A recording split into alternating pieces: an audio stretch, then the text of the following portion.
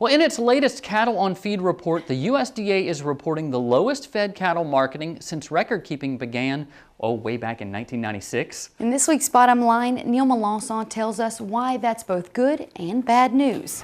The Bottom Line is brought to you by the Cotton Board, strengthening the fiber of our industry. If you feel like you've heard the phrase lowest marketing of fed cattle ever, you're not imagining things. This is the second time in as many years that a new record has been made. It's part of the overall trend we've been seeing, but the difference now is that it's definitely proof cattle are being retained for growing the national livestock herd. There you can see the overall number of fed cattle marketed. Keep in mind, this is the report that came out in April, but it's for March numbers. April marketings could be even lower, but we'll have to wait till next month for that number.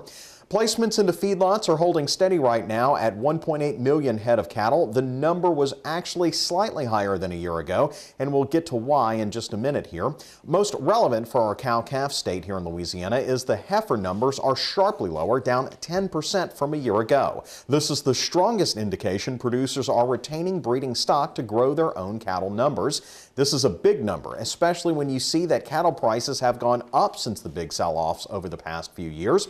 The bottom line is, besides the fact that we're retaining cattle for growth, is that cattle on feed numbers are steady, which makes the future of this growth uncertain. How can marketing and heifers be lower while numbers on feed remain the same? Well, many ranchers cannot resist these high prices and so are selling steers and steer calves as much as they're able to. That's good news for consumers as it will help mitigate the rise in beef prices, which is still occurring, but it can't last forever. The real question is whether producers will continue to retain cattle if these prices continue to remain high or climb even higher. And guys, I heard you talking about 1996 and how far back that was. Next year it'll be 20 years ago. Yeah, great. Thanks for making me feel old. Well, you are old. I'm getting there. Not like me. No. We're the same age.